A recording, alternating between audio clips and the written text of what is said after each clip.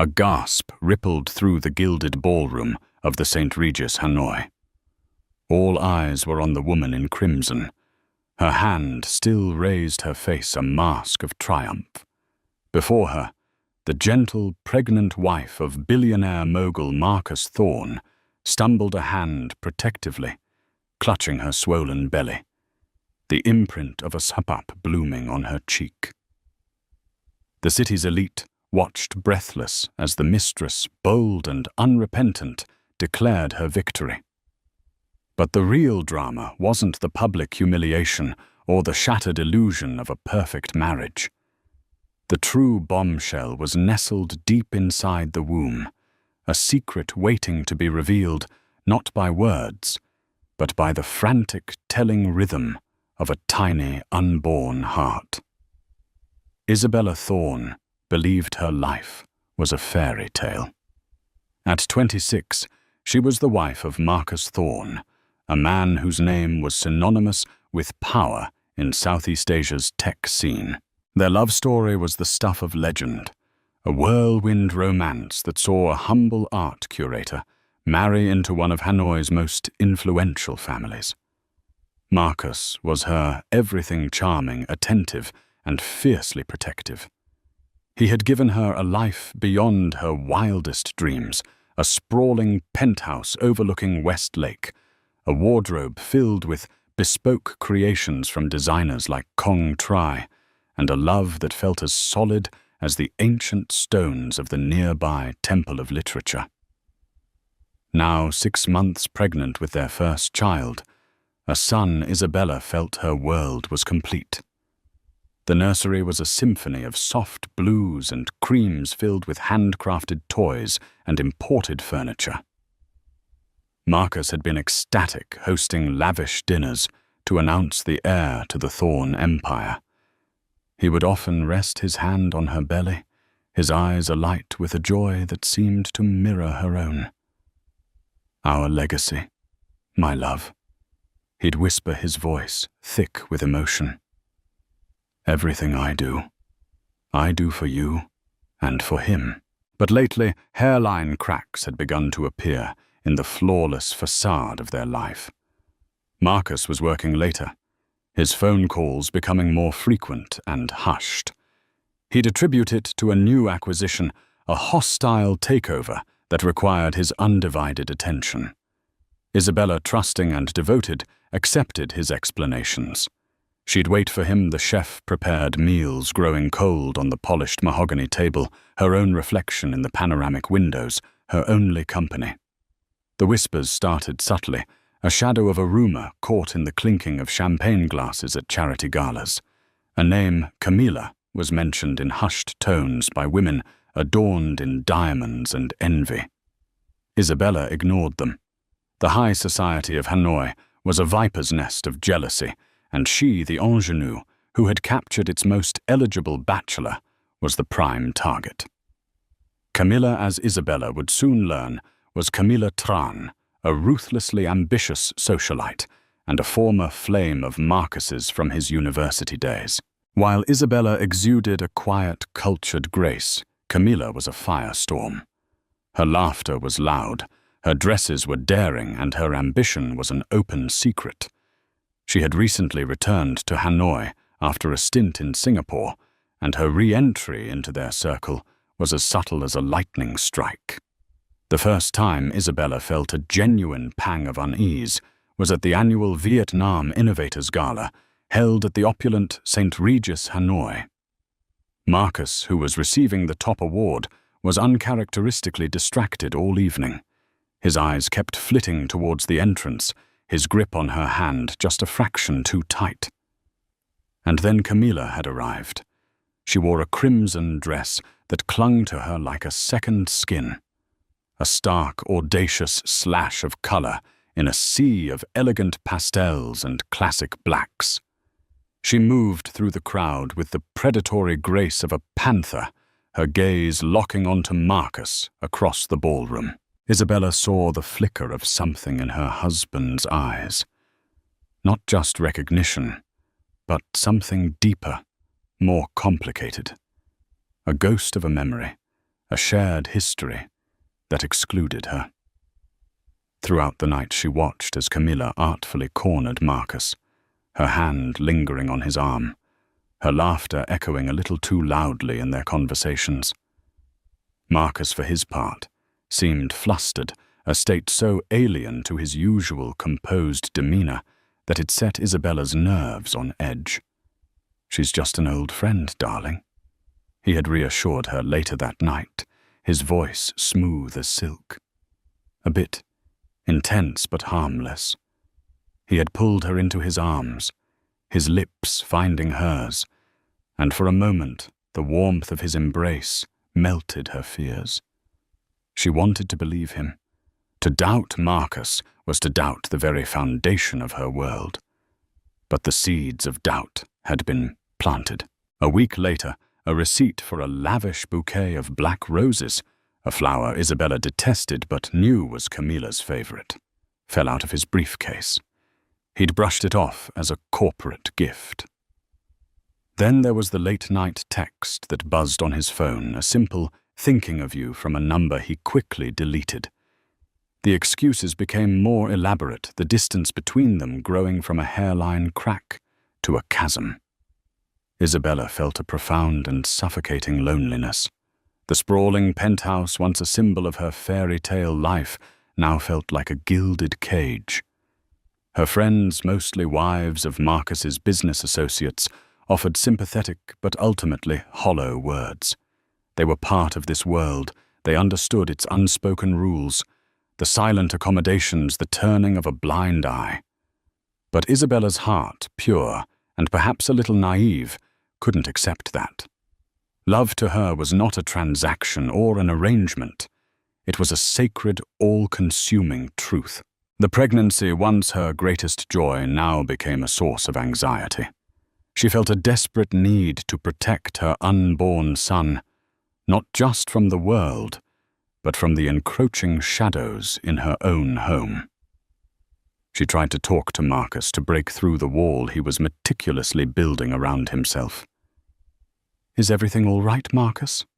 she asked one evening, her hand on his arm as he stared out at the city lights.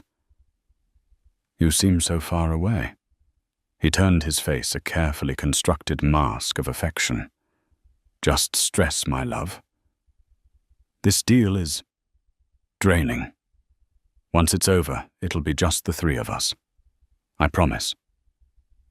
He tilted her chin up and kissed her, a perfunctory gesture that no longer reached his eyes. Isabella knew with a certainty that chilled her to the bone that he was lying. The deal wasn't about business. The hostile takeover was happening right under her roof, and the enemy was not a rival corporation, but a woman in a crimson dress who smelled of black roses and broken promises. The fairy tale was over. Isabella was trapped, pregnant, and alone, standing on the precipice of a devastating truth, with no idea just how brutal the revelation would be. The breaking point arrived with an embossed, cream-colored invitation. The Thorn Corporation was celebrating its 50th anniversary with a grand ball. It was to be the social event of the season, a testament to the family's enduring legacy and power. For Isabella, it felt less like a celebration and more like a stage for the final act of her disintegrating marriage.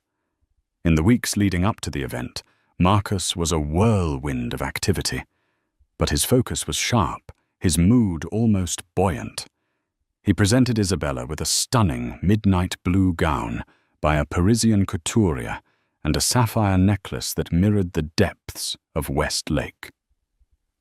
"You will be the most beautiful woman there," he said, his voice brimming with a sincerity she hadn't heard in months.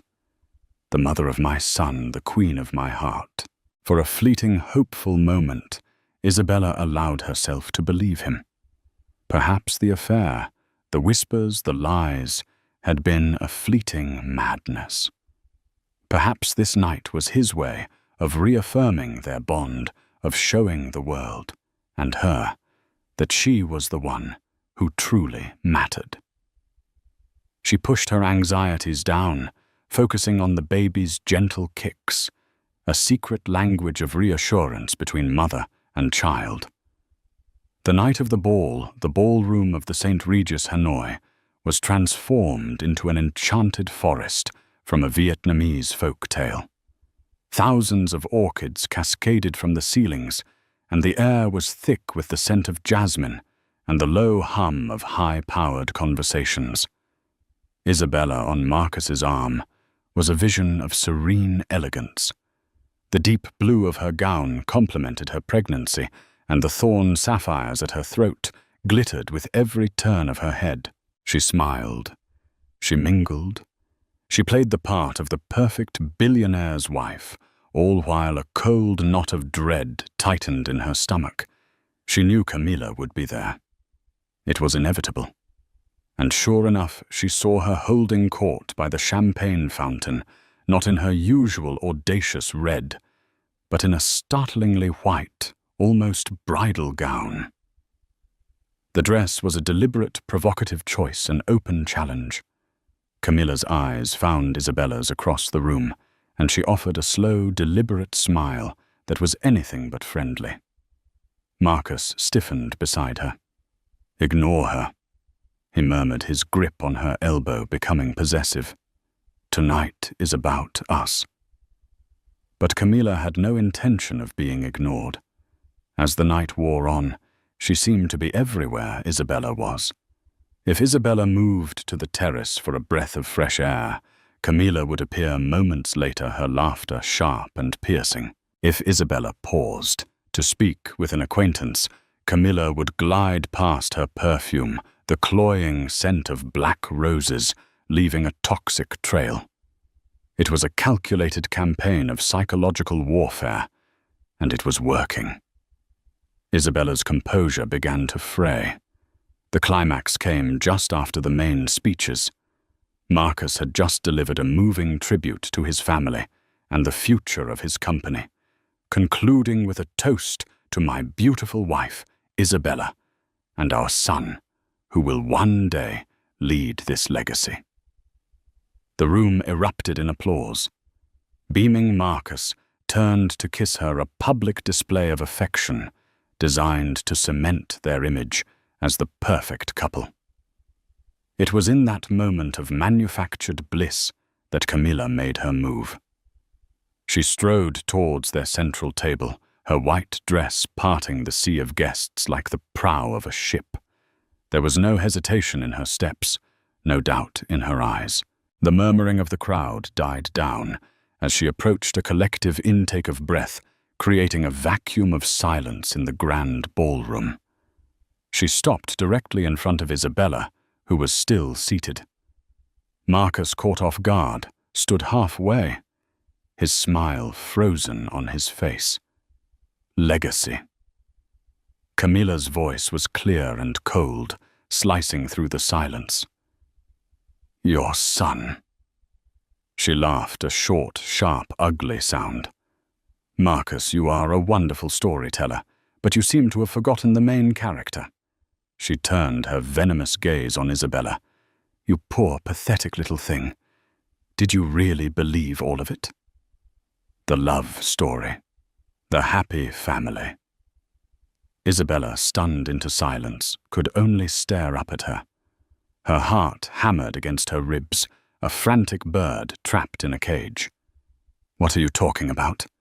She whispered, her voice barely audible. What am I talking about? Camilla's voice rose, theatrical and cruel. I'm talking about the fact that the child you are carrying is not the only thorn heir. I'm talking about the fact that Marcus has been with me in my bed every night he told you he was working late.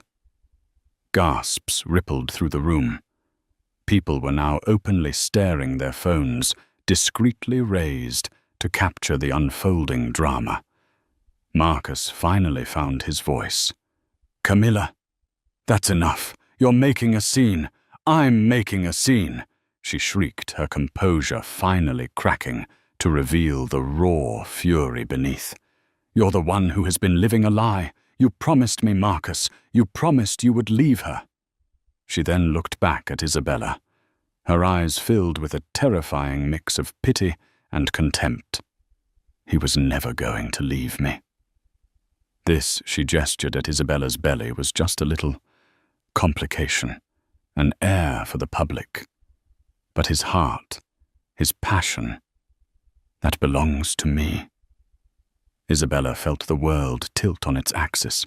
The faces of the guests blurred into a grotesque gallery of gawking masks. She looked at Marcus silently, pleading with him to deny it, to say something to defend her. But he stood there, his face pale, his eyes darting between the two women, a trapped animal. His silence was the only confession she needed. Tears welled in Isabella's eyes, hot and shameful. She felt a protective instinct surge through her, a primal need to shield her son from this ugliness.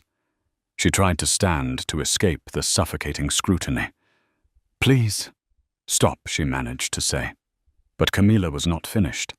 She saw the tears, the vulnerability, and she went in for the kill. "You think you've won? You think this baby solidifies your position? You are nothing but an incubator, a vessel." And then, with a movement so swift it seemed to surprise even herself, Camilla leaned forward and swung her arm. Crack! The sound was sharp and shockingly loud in the silent room. Isabella's head snapped to the side, the force of the blow sending a jolt through her entire body. A collective horrified gasp erupted from the onlookers.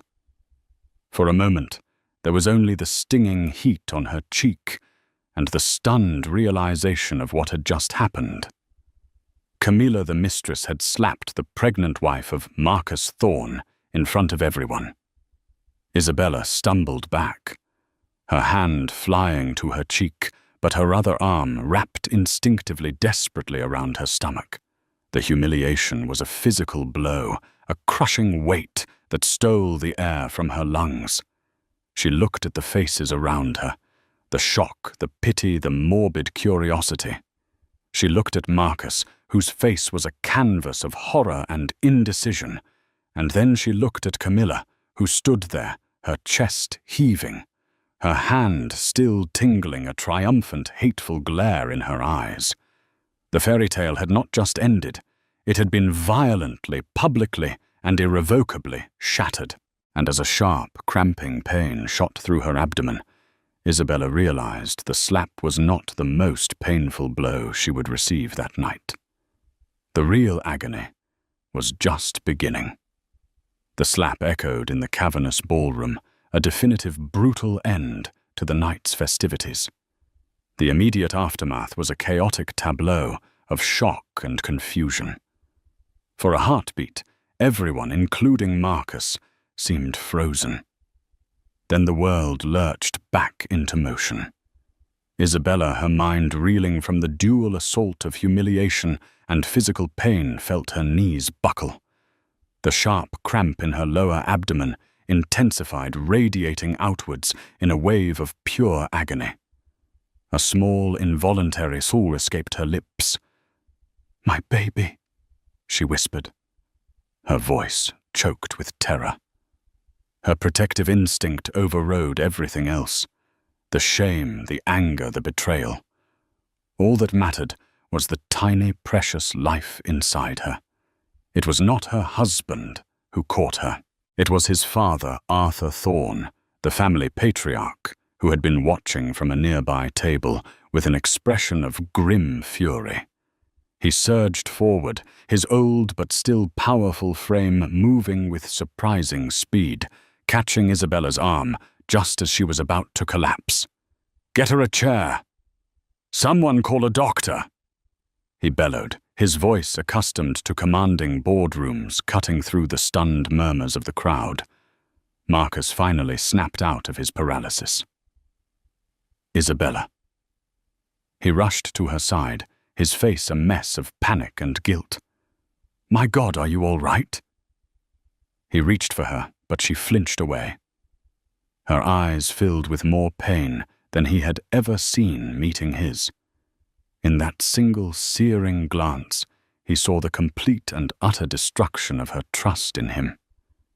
Camilla, meanwhile, seemed to realize the enormity of her actions. The triumphant fire in her eyes flickered, replaced by a flicker of panic.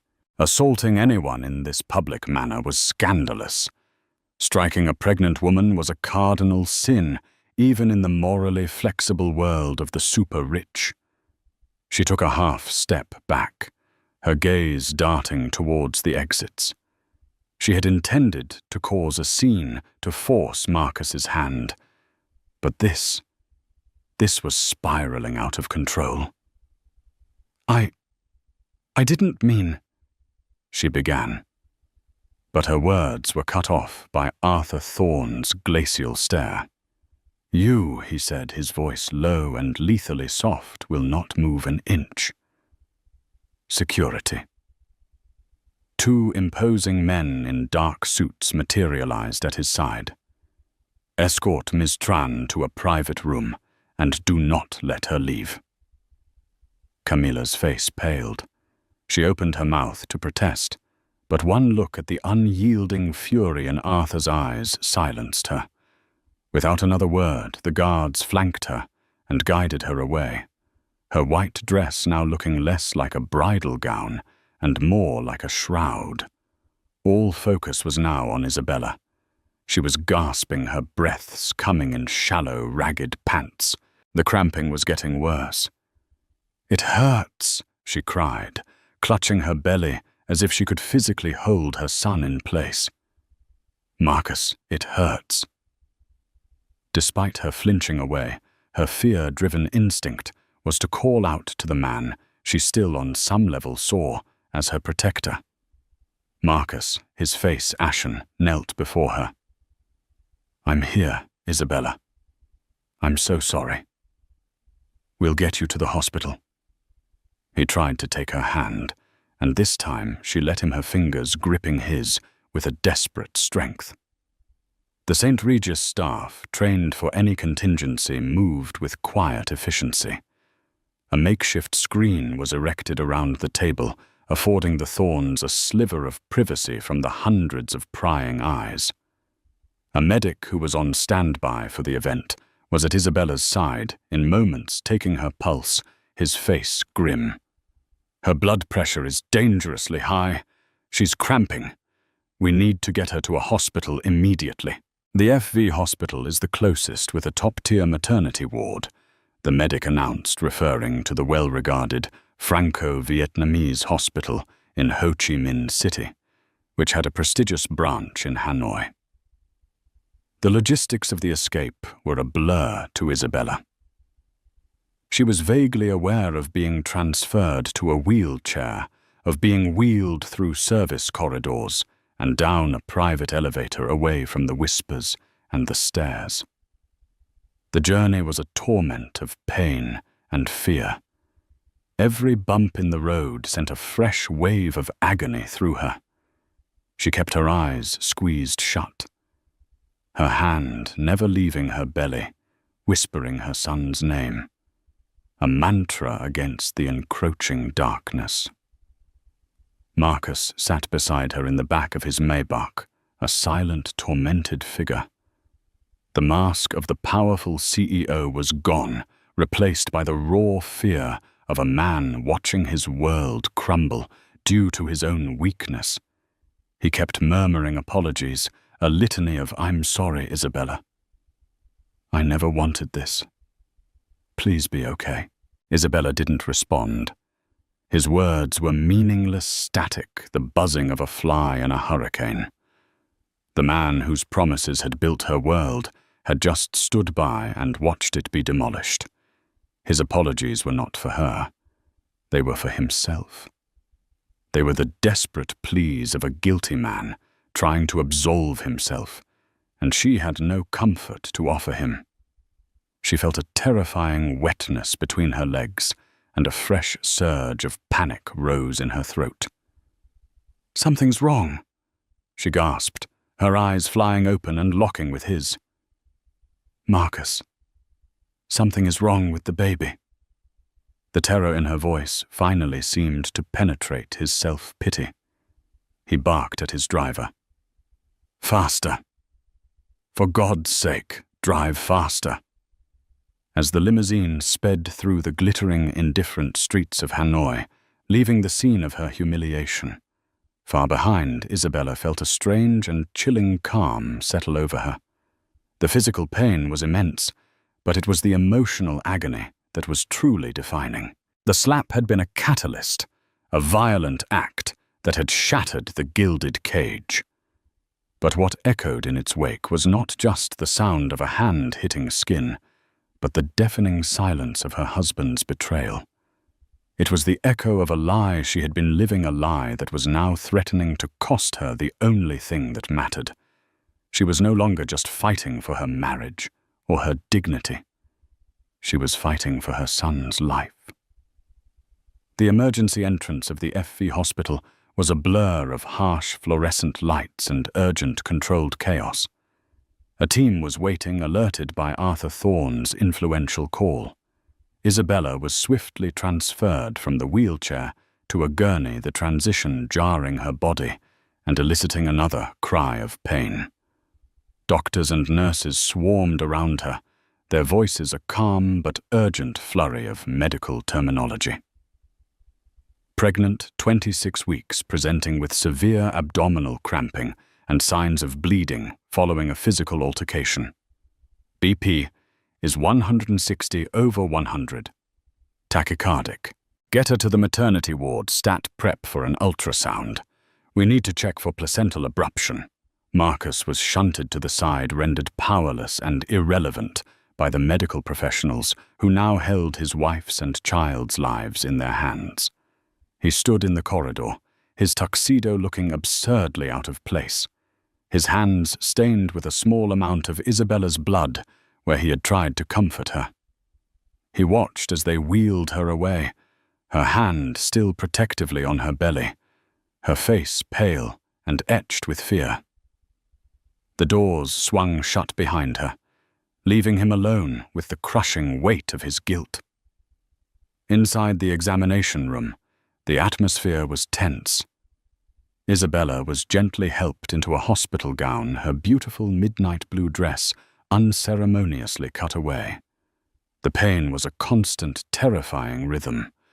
A kind-faced, middle-aged female doctor, Dr. Lian, introduced herself as the head of obstetrics. "Isabella, my name is Dr. Lian. We're going to take very good care of you and your baby," she said, her voice a beacon of calm in the storm. "We need to do an ultrasound to see what's happening. I need you to try and stay as still as possible." Isabella nodded, tears streaming silently down her temples. Is my baby going to be okay?"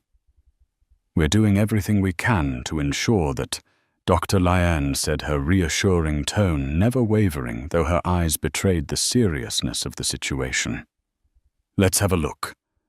The room fell silent as the ultrasound technician applied the cold gel to Isabella's stomach. All that could be heard was the soft whirring of the machine and Isabella's ragged breathing. She stared at the monitor, her heart pounding in her ears, praying for a sign, for a flicker of hope. The technician moved the transducer across her abdomen, the grey and black images swirling on the screen. Dr. Lien's eyes were narrowed in concentration, her brow furrowed. Marcus, who had finally been allowed in after an agonizing wait, stood in the corner, looking on helplessly. "There's the baby," Dr. Lien said softly. "He's small, but he's a fighter." Isabella let out a choked sob of relief. "He was alive. But I am seeing some cause for concern." The doctor continued, her tone becoming more clinical. "There appears to be a small subchorionic hematoma, likely caused by the trauma and the spike in your blood pressure. It's a bleed. That's what's causing the pain and the spotting. We need to monitor it very closely. But he'll be okay." Marcus's voice was hoarse from the sidelines. Dr. Lian didn't look at him. Her focus was entirely on her patient. The immediate danger is preterm labor. The stress and physical shock could trigger contractions. We're going to give you medication to stop them and a steroid shot to help the baby's lungs develop just in case. As she spoke, the technician adjusted a setting on the machine, and a new sound filled the room. Thump, thump, thump, thump, thump, thump. It was the sound of the baby's heartbeat amplified by the machine. It was fast, a frantic, galloping rhythm, but it was strong. It was the most beautiful sound Isabella had ever heard. Tears of relief streamed down her face. It was the sound of life, of hope. Dr. Lien smiled for the first time. A strong heartbeat. That's a very good sign. A little fast, he's clearly stressed, but strong. Marcus stepped forward, a wave of relief washing over his face. Thank God, he breathed. The technician continued her work, taking measurements, capturing stills of the tiny profile, the little fists. Dr. Liard was explaining the course of treatment, complete bed rest, constant monitoring, when the technician suddenly paused. She zoomed in on one particular area of the screen, her own brow furrowing in a way that had nothing to do with the hematoma. "Doctor," she said quietly, pointing to the screen. "Could you look at this?" Dr. Lien leaned in, her professional gaze sweeping over the area the technician indicated. The room fell silent again. The baby's amplified heartbeat, the only sound. For a long moment, Dr. Lien said nothing. She simply stared at the image, her expression shifting from professional concern to one of utter bewilderment. "What is it?" Isabella asked, a fresh spike of fear piercing her relief. "Is something else wrong?" Dr. Lien turned from the monitor and looked at Isabella, then at Marcus, and then back to Isabella. Her face was a complex mask of confusion and something else, something that looked like disbelief. "Run the Doppler again," she instructed the technician. "Amplify it." The technician complied. The thump-thump sound filled the room once more. But this time the technician moved the transducer just a few centimeters, and then another sound joined the first. Thump-thump, thump-thump, thump-thump, thump-thump, thump-thump, thump-thump. It was a second heartbeat, distinct, separate, yet beating in an almost identical, frantic rhythm. It was unmistakable. The room, which had been filled with one frantic heartbeat, was now filled with the sound of two. Isabella stared at the screen, then at the doctor, her mind unable to process the sound. "What is that?" Marcus stepped closer to the screen, his eyes wide with confusion. "Is that an echo? What's wrong with the machine?" Dr. Lien slowly shook her head, her eyes still locked on the monitor, where two tiny, flickering forms were now visible. She looked up at Isabella, her voice barely a whisper. "Mr. Thorne, there is nothing wrong with the machine." She took a deep breath, as if steeling herself to announce something utterly impossible. "Isabella, you're not carrying one baby." She pointed a trembling finger at the screen, at the two distinct sacs, at the two tiny, flickering hearts, beating in terrified unison. "You're having twins." The revelation hung in the air, a fact so stunning, so completely unexpected, that it defied all logic. All the previous scans conducted by a top society doctor chosen by Marcus had shown only one baby.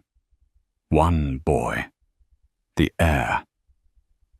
Marcus had been there every time, beaming as he looked at the grainy image of his son. A wave of dizziness washed over Isabella. Twins. How was that possible? They had done scans at 8 weeks, 12 weeks and the detailed anatomy scan at 20 weeks. all had shown one baby, a single, healthy boy. Then a darker, more insidious thought began to form in the recesses of her mind, born from the night's catastrophic betrayals. She looked at Marcus, whose face was not filled with the joy of an unexpected blessing, but with a ghostly pallor of pure, unadulterated shock. His expression was not one of confusion. It was the look of a man whose carefully constructed lie had just been blown apart by the most undeniable, most irrefutable truth of all. The society doctor, the man he had chosen, the insistence on it being a boy, the unwavering certainty. But all the other scans? She began, her voice trembling as the horrifying implication began to dawn on her. Dr. Pham always said. He said it was just one. Marcus couldn't meet her gaze. He stared at the screen at the 2 heartbeats that had just exposed him, his mind clearly racing, searching for an escape that didn't exist. And in that moment, Isabella understood. The slap, the affair, the public humiliation that was just the prelude. This was the true betrayal. It wasn't just a simple case of infidelity. It was a deception so profound, so calculated, that it had targeted the most sacred space in her life, her own body, her own children. Dr. Lien, sensing the monumental shift in the room, spoke gently. Sometimes a twin can be hidden, tucked behind the other, especially if the sonographer isn't specifically looking. But at 26 weeks, it's unusual to miss. Very unusual. Her carefully chosen words hung in the air, a quiet indictment. The 2 heartbeats continued their frantic rhythmic drumming, a sound that was no longer just a sign of life, but a declaration of war. They were the beat of a truth that could not be silenced, a truth that revealed that Marcus Thorne had not just lied about his mistress, he had lied about the very nature of the legacy he claimed to cherish. Isabella was not just carrying his heir. She was carrying a secret he had desperately, and for reasons she couldn't yet fathom, tried to conceal. And now, thanks to the violent act of his mistress, that secret was out. Everything had changed. The revelation of the 2nd heartbeat did not bring joy. It detonated in the sterile hospital room like a silent, devastating bomb, obliterating the last vestiges of Isabella's shattered reality. The sound of the 2 tiny hearts beating in unison was a testament not to a miracle, but to a monstrous, calculated deception. Isabella lay on the hospital bed, the doctor's words echoing in her ears. "You're having twins." She looked at Marcus, truly looked at him for the first time since the news broke. The panic on his face was undeniable, but it was laced with something else. The cold, hard glint of a man cornered. It was the look of a king whose carefully constructed kingdom had just been set ablaze. "You knew," she whispered, her voice devoid of tears, stripped bare to a chilling monotone. It wasn't a question. It was a statement of fact, a verdict. "You knew, and you lied." Marcus flinched, as if she had slapped him. "Isabella, no, how could I have known? It's a surprise, a blessing." His attempt at feigned delight was pathetic, a transparently false performance that was an insult to her intelligence. "A blessing." Her voice rose, laced with a hysterical edge. "You stood there at every appointment with Dr. Pham, your hand-picked physician, looking at the screen and telling me about our son, the Thorne heir. Was he in on it too? Did you pay him to lie to erase one of our children from existence?" The accusation hung in the air, ugly and undeniable. Dr. Lyon and the technician suddenly became very busy, averting their eyes, offering the illusion of privacy where none existed. "That's a crazy accusation," Marcus stammered, running a hand through his perfectly styled hair, messing it for the first time all night. Why would I do that? Why would I hide one of my own children? I don't know. Isabella's voice cracked the raw pain finally breaking through her shock. Maybe one was a boy and one was a girl, and you only wanted the boy. Maybe you have some sick, twisted reason. I can't even begin to imagine. But you knew. Your shock wasn't surprise, Marcus. It was the terror of being caught. The 2 heartbeats still thumping steadily from the monitor served as a relentless rhythmic jury. Thump, thump, thump, thump. Guilty. Guilty. Before Marcus could formulate another lie, the door opened and his father, Arthur Thorne, swept in. The patriarch's face was a thundercloud of controlled rage. He had clearly been briefed. He took in the scene, Isabella pale and trembling with fury on the bed, Marcus cornered and sweating, the damning image still frozen on the ultrasound screen. Arthur's gaze fell on his son, and the disappointment in his eyes was so profound it was almost a physical force. "I have just had a very enlightening conversation with the hospital administrator," he said, his voice dangerously calm. "And I took the liberty of placing a call to your Dr. Pham. A very nervous man, Dr. Pham. It seems his records from your last scan have been misplaced." Marcus visibly paled. The unspoken threat was clear. The Thorne family's reach was long, and a doctor who participated in such a fraud would have his career destroyed. "Father, this is a misunderstanding." Marcus began, his voice pleading. "Silence," Arthur commanded, and Marcus, for all his billions and his power, obeyed like a chastened child. Arthur walked to Isabella's bedside. His expression softened as he looked at her, a flicker of genuine compassion in his hardened eyes. "Isabella," he said gently, "I am profoundly sorry for the humiliation you suffered tonight and for this unforgivable deception.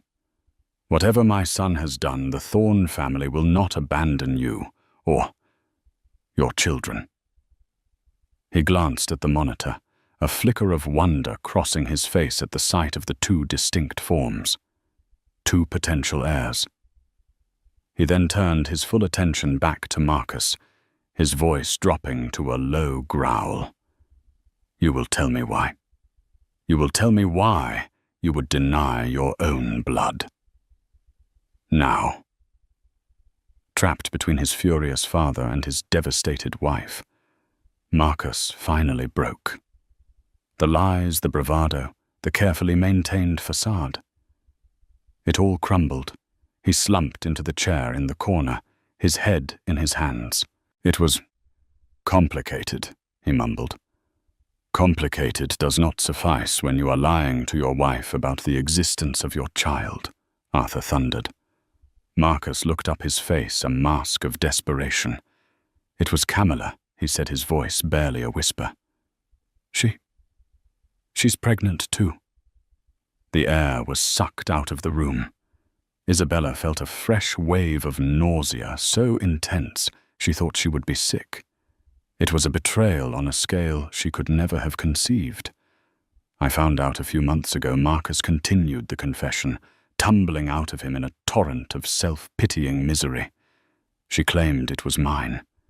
She threatened to go public to ruin everything. The anniversary, the launch of the new subsidiary. The timing was a disaster. She wanted me to leave you to marry her. She was obsessed. And your solution was to lie to everyone Arthur demanded." "I was buying time," Marcus insisted, standing up, pacing like a caged animal. "I didn't know if her baby was even mine. I told her I'd handle it. My plan, my stupid, idiotic plan, was to secure the legitimate heir, our son. He looked at Isabella. I needed to establish his primacy. A single male heir. It was clean, powerful. It would cement our family line and make Camilla's claim if she made it seem like a desperate, pathetic ploy from a scorned mistress. The chilling logic of his plan began to dawn on Isabella. And a second baby, a twin, complicated that she said her voice hollow. It muddied the waters, he exclaimed, almost angry that she was making him admit it. 2 babies. It made it seem messy, less definitive. And what if one was a girl? It would weaken my position.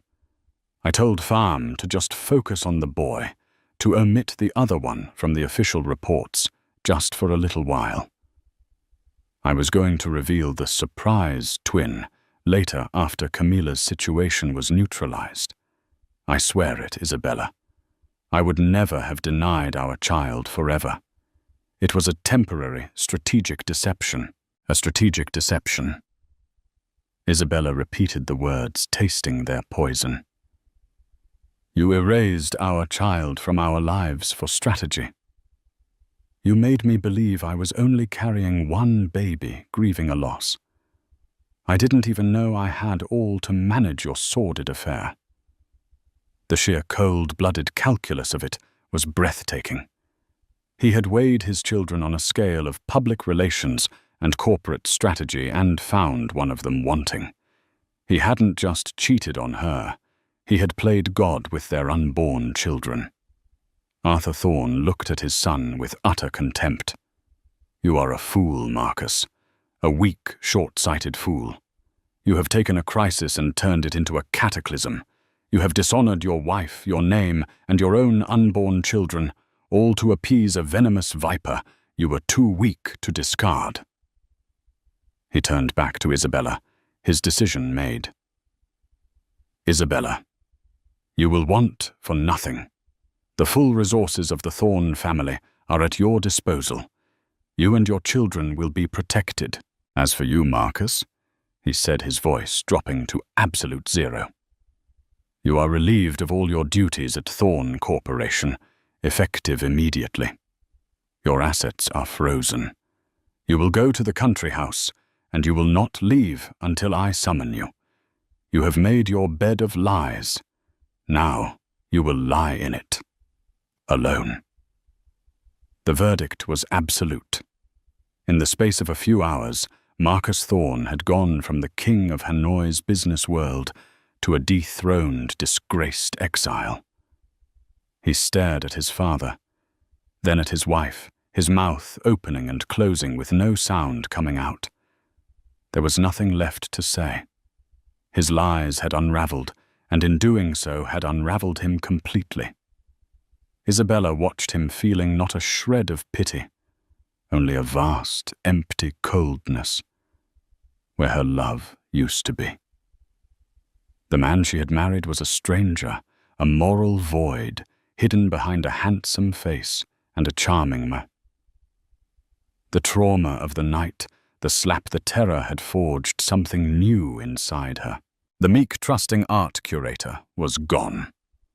In her place was a mother of 2, a woman who had been pushed to the absolute limit and had found not an abyss but a core of steel.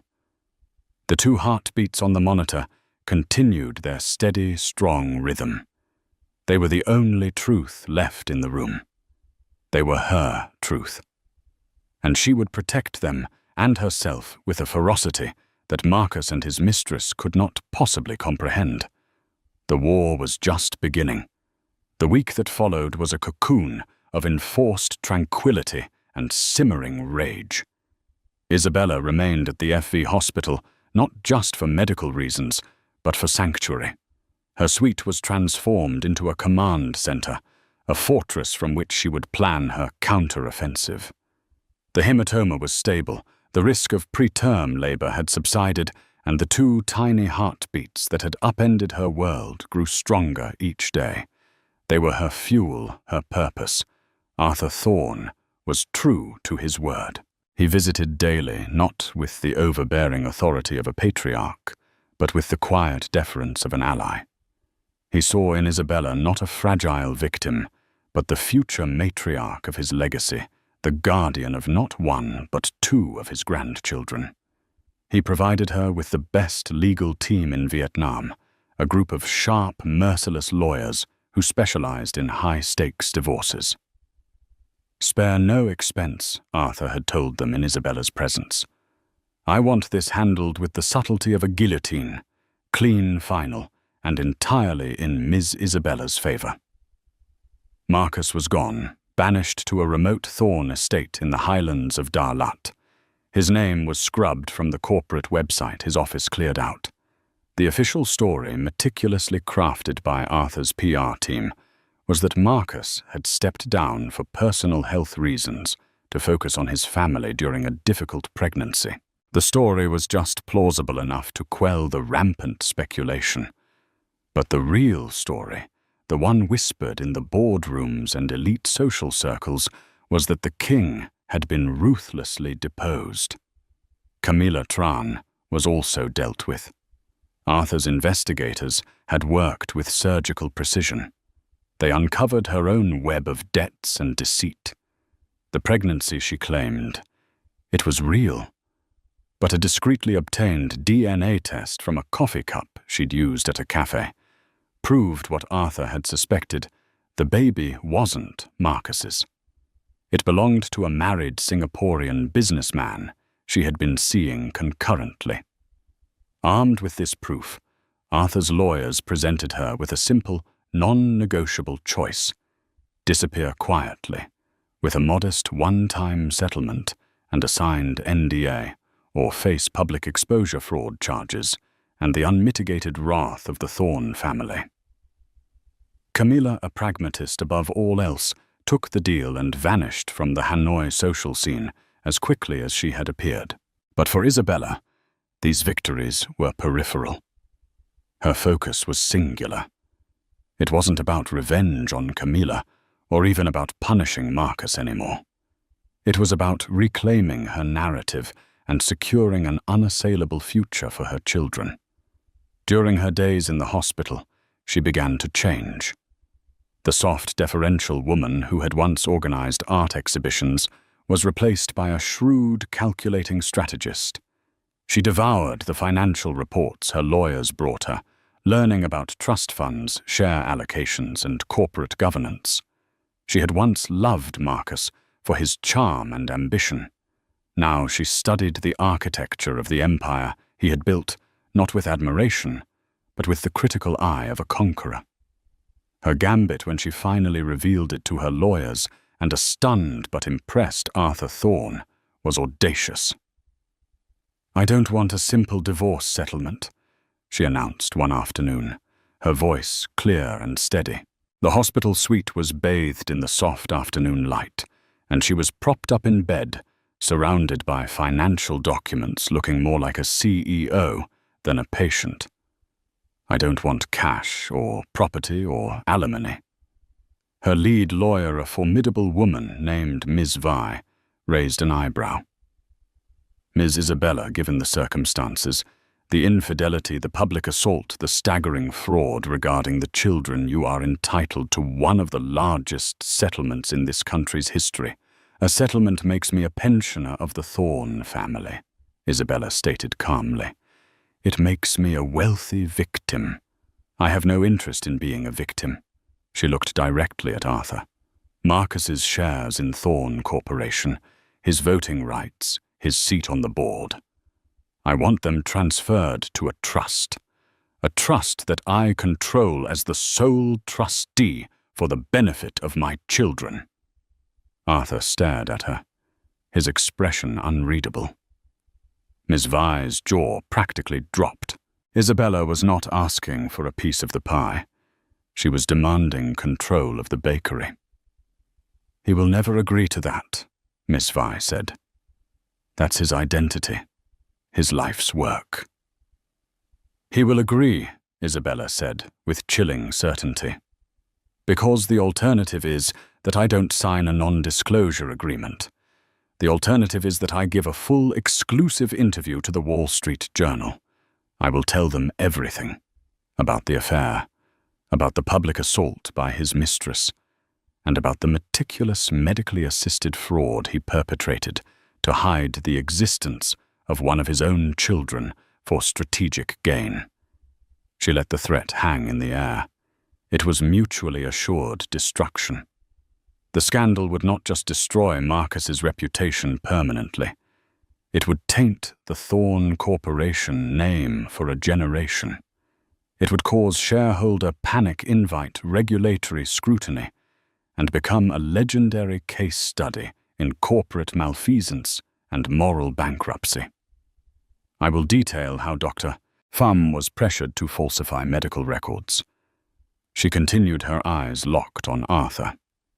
I will explain that my husband's immediate reaction to discovering he was having twins was not joy, but terror at his lie being exposed. I will paint a picture of a man and a corporate culture so obsessed with a clean, powerful narrative of a single male heir that it was willing to deny a child's very existence. Arthur remained silent, his steepled fingers covering his mouth. He was a ruthless businessman, and he recognized the move for what it was, a brilliant, perfectly executed checkmate. Isabella had found his single greatest weakness, his obsession with the family legacy. She was using the sanctity of that legacy which Marcus had so carelessly desecrated as her ultimate weapon. She wasn't threatening to take his money. She was threatening to burn his kingdom to the ground. Finally, he spoke, a slow smile spreading across his face. It was a smile of pure, unadulterated respect. "He'll sign," Arthur said, nodding to Ms. Vi. "Draw up the papers." The meeting with Marcus was arranged a week later, after Isabella was discharged and settled into a new, secure penthouse, one chosen and paid for by her from an advance on the trust. The location was neutral, a private conference room at the Sofitel Legend Metropole Hanoi, a place of old-world power. Isabella walked in not as a victim, but as an equal. She was no longer pregnant and hiding behind flowing dresses. She had given birth 2 days prior to 2 small but healthy babies, a boy Leo and a girl Luna. The birth had been premature but uncomplicated. Her body was tired, but her spirit was forged in iron. Marcus was already there, flanked by his own lawyer. He looked diminished, a ghost of his former self. The tailored suit hung loosely on his frame, and the arrogance in his eyes was gone, replaced by a weary resignation. He hadn't seen Isabella or his children since the night at the hospital. He stood when she entered. "Isabella, I heard about the babies. Are they?" "They are fine," she said, her voice cool and professional, cutting him off. She did not take the offered seat across from him, but remained standing, a silent assertion of power. "No thanks to you." She gestured for Ms. Vi to present the documents. Marcus's lawyer read through them, his eyes widening with each clause. He leaned over and whispered frantically to his client. Marcus just shook his head, a broken man. This is everything," he whispered, looking at Isabella. "My shares, my seat, my entire life." "You have a life," Isabella retorted, her voice sharp as glass. "You have one because I am choosing not to scorch the earth. I am choosing to protect the family name for the sake of my children. This is not a punishment, Marcus. It is a consequence. You proved you are not fit to be the steward of this legacy. So now I will be." She finally sat down, her gaze unwavering. "You will have supervised visitation rights. You will be provided with a generous allowance, enough to live comfortably, but not enough to cause trouble. You will, for all intents and purposes, retire from public life. In return, the world will remember you as the man who stepped down for his family. It's a better legacy than the one you were building. You should thank me." There was a long, heavy silence. Marcus looked at the documents, then at his ex-wife, the woman he had so grievously underestimated. He saw not the gentle girl he had married, but an empress in the making. He had created her, in a way.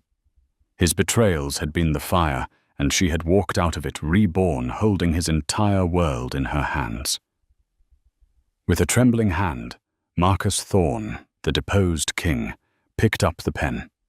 He signed away his power, his company, and his future, all to the steady, silent rhythm of 2 tiny heartbeats he had once tried to erase. The Empress's gambit had succeeded, and so the story of the slap that shocked Hanoi's elite took its final stunning turn. It was never just about a mistress's fury or a husband's infidelity. It was about a deception that ran to the very heart of a family and the quiet, unassuming wife who rose from the ashes of public humiliation to seize control of an empire. Isabella Thorne, once a footnote in her husband's story, became the author of her own rewriting her destiny, not with tears, but with shrewd intelligence and the unyielding power of a mother's love. She proved that the greatest strength is often forged in the deepest betrayal, and that sometimes the most powerful move is not to destroy your enemies, but to simply take everything they hold dear. What did you think of Isabella's ultimate power move? Was it justice or the most brilliant revenge? We'd love to hear your thoughts in the comments below. What happens when a 9-month pregnant wife, armed with ironclad divorce papers, and the federal police crashes her billionaire husband's romantic yacht getaway with his mistress? This isn't just a story of infidelity. It's a tale of epic betrayal, meticulous revenge, and the day a powerful man learned that the woman he underestimated was the one who would orchestrate his spectacular downfall. We're about to set sail into the heart of a tempest on the shimmering Amalfi coast, where the turquoise water is about to be stained with secrets and lies. Stay tuned as we expose the moment a gilded empire built on deceit came crashing down in the most public and humiliating way possible. The sun over the Amalfi coast was a painter's dream, a molten gold orb melting into a sky of impossible blue.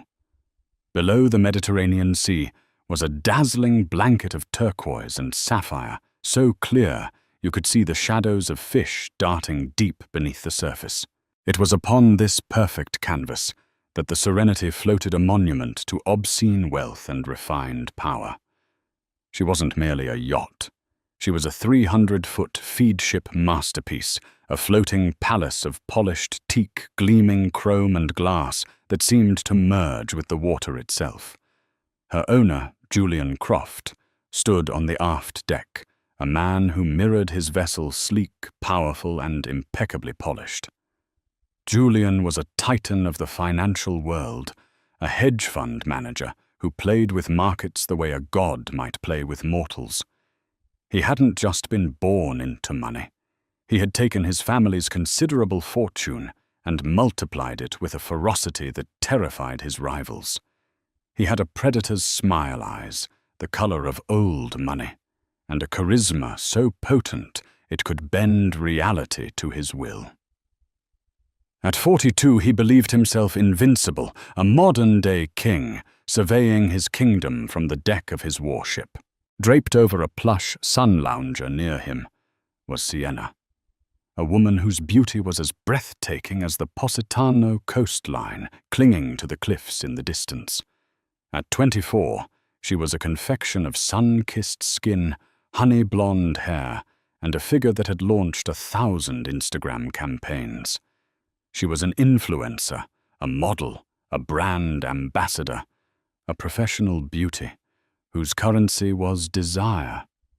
She held a flute of Dom Perignon Rosé, the pale pink liquid catching the afternoon light. "Is it always this perfect, Jewel?" she murmured, her voice a sultry purr.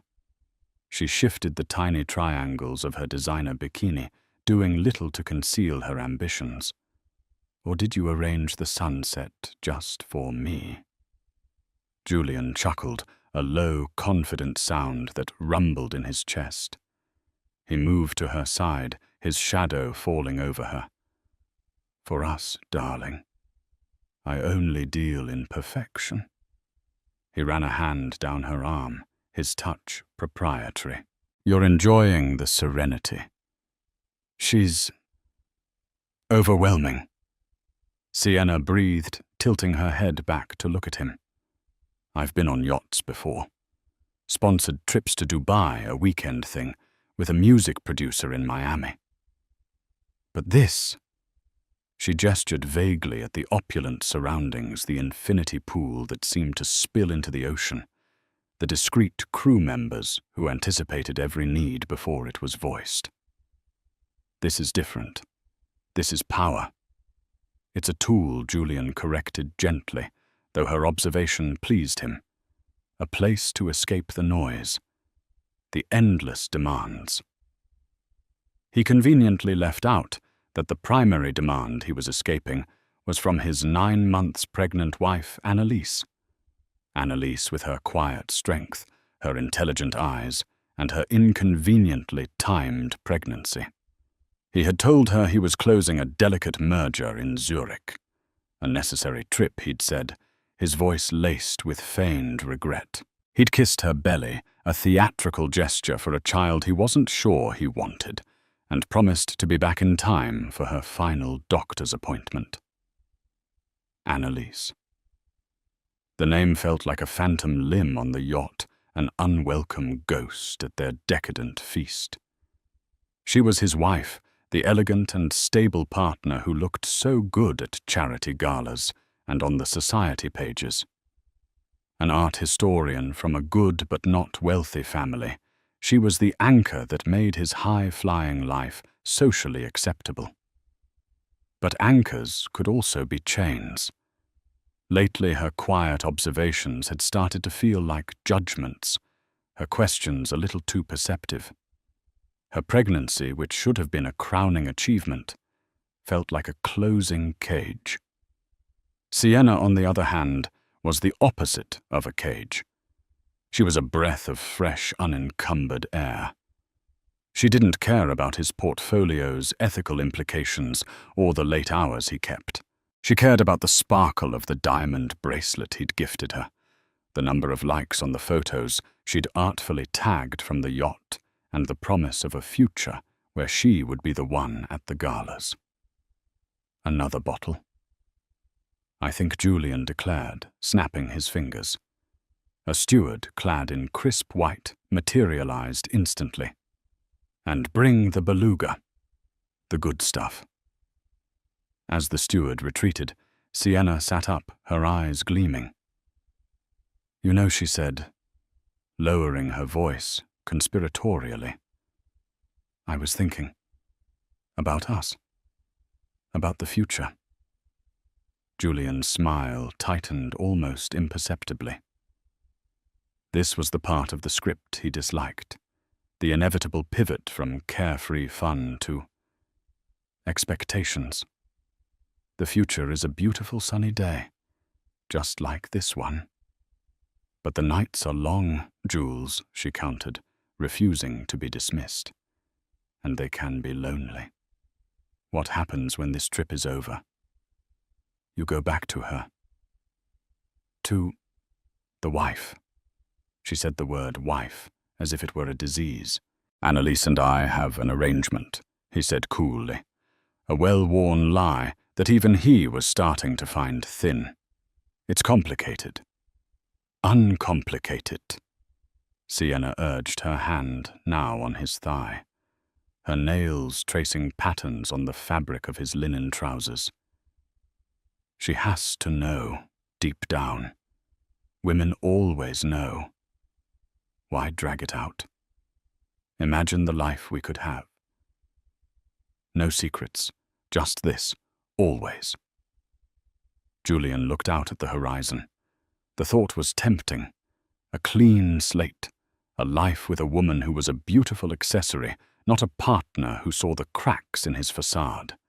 He was tired of the double life, the careful partitioning of his world. Maybe Sienna was right. Maybe it was time to uncomplicate things. He could give Annalise a generous settlement. More than generous. She and the baby would be set for life. She was a practical woman. She would see the logic. He was so lost in the intoxicating fantasy of his own freedom that he didn't immediately register the second vessel. It wasn't one of the small, charming fishing boats that dotted the coast, nor was it a tourist-packed ferry. This was a different kind of boat, a sleek, dark-hulled river, fast and purposeful, cutting through the calm water with an unnerving precision. It was heading directly for them. Sienna noticed it first. "Looks like we have visitors. Did you invite more friends?"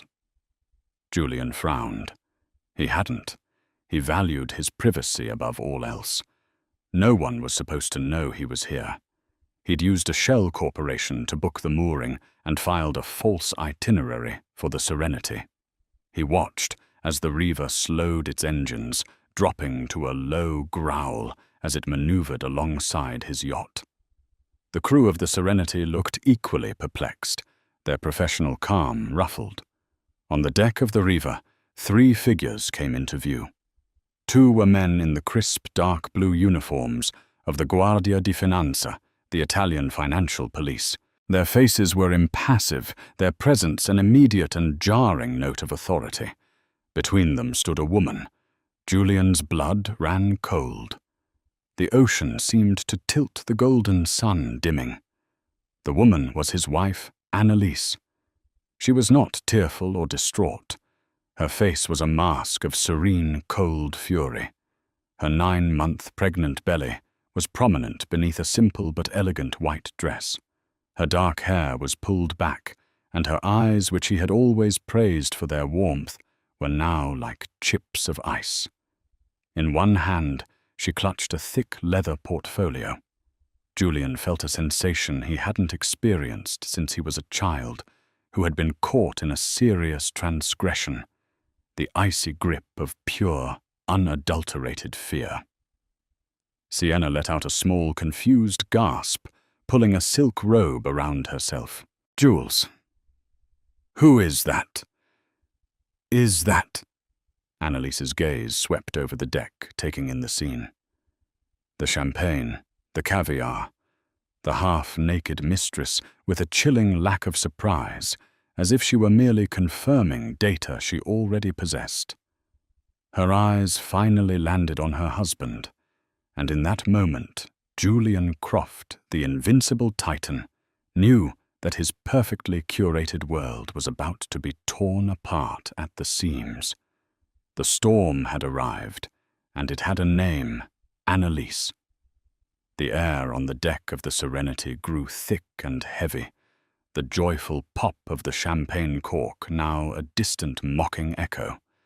The yacht's crew, trained to handle any situation with discreet efficiency, seemed paralyzed, caught between their duty to their employer and the undeniable authority of the uniformed officers now preparing to board. A member of the Serenity's crew lowered a boarding ladder, his movements stiff and uncertain. Annalise ascended first, her steps measured and steady, despite her advanced pregnancy. She moved with a purpose that was terrifying to behold. She did not stumble. She did not waver. She carried herself not like a scorned wife, but like a queen about to pronounce a sentence. The 2 officers of the Guardia di Finanza followed her, their polished boots landing on the pristine teak deck with an ominous thud. Julian finally found his voice, forcing it into a semblance of his usual commanding tone. "Annalise, what in God's name is this? What are you doing here? You should be in New York." Annalise didn't answer immediately. Her gaze flickered from Julian to Sienna, who was now standing clutching her robe like a shield. It was a brief, dismissive glance, the kind one might give to a piece of furniture that was about to be repossessed. Then her eyes locked back onto Julian's. "Hello, Julian," she said, her voice unnervingly calm. It was the lack of hysteria that struck him the hardest. There was no screaming, no sobbing, just a terrifying, glacial composure. "I believe we have some things to discuss, and some paperwork to sign." She opened the leather portfolio. From it, she produced a thick stack of documents bound in blue. She held them out to him. "These," she announced, her voice ringing with clarity across the silent deck, "are divorce papers. They cite infidelity among other things. I think you'll find the evidence attached to be quite thorough."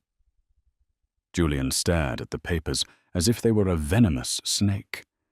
His face, usually a mask of charming confidence, cycled through a series of emotions: shock, disbelief, and then a rising tide of pure rage. "You're insane," he snarled, taking a step forward. "You track me down here pregnant to pull a stunt like this. We will discuss this in private. Now tell your companions to leave my yacht." One of the officers, a stern-faced man with a thick moustache and the rank of Maresciallo, stepped forward. "Signor Croft," he said, in heavily accented but clear English. "We are not her companions. We are officers of the Guardia di Finanza. We are here on official business." Sienna, who had been frozen in place, finally spoke.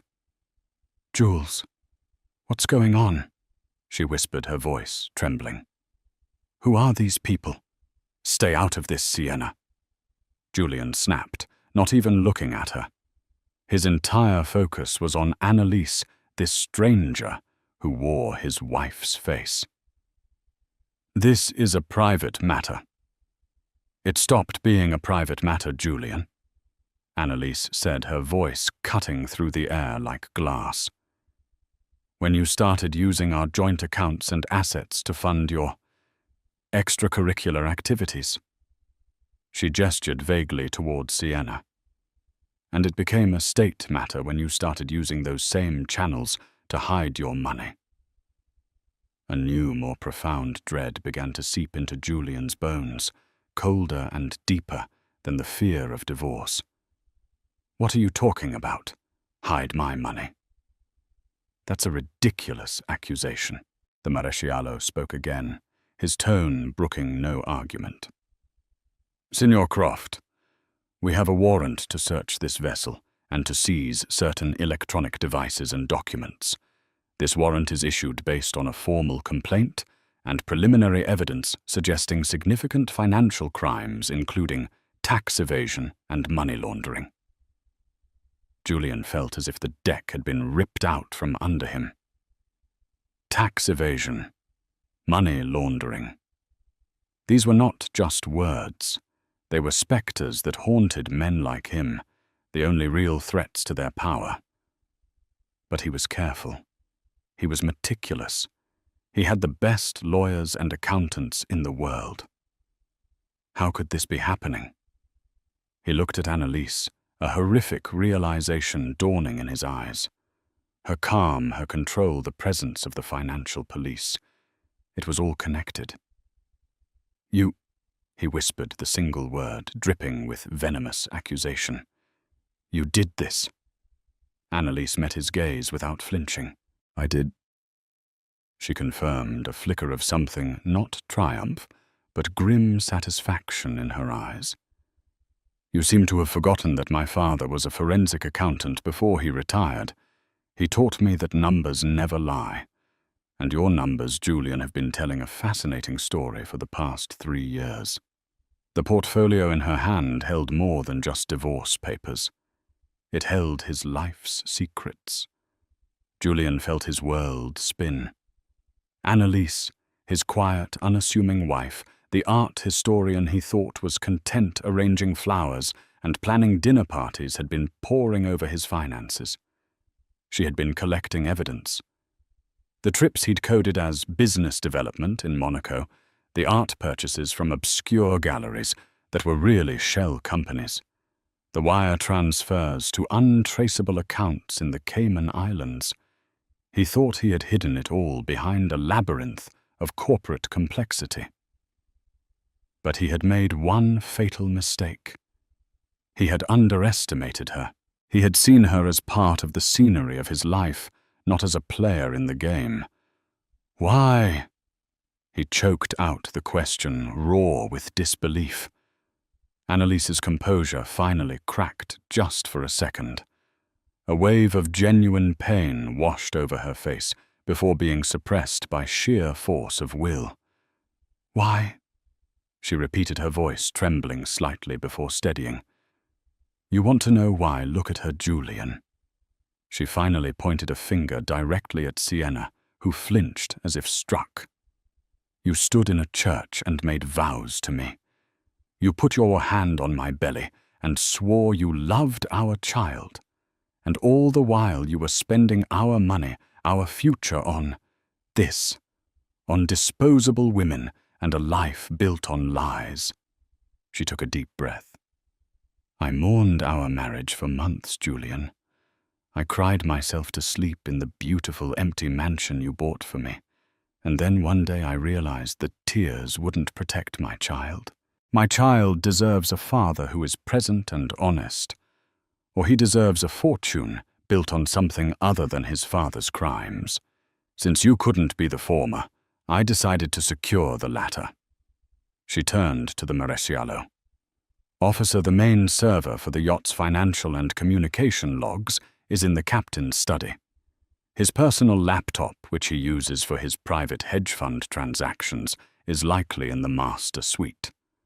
I would also suggest you look for a specific piece of art, a small sculpture by a forged artist he calls Ricci. It was purchased for 7 figures through a gallery in Geneva that doesn't actually exist. The payment was routed through 3 different shell corporations. That was the loose thread I pulled on. The Maresciallo nodded, impressed by her precision. He gestured to his partner. Begin the search.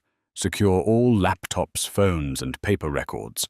Confine Signor Croft to the main salon. Julian was dumbfounded. He was being given orders on his own yacht.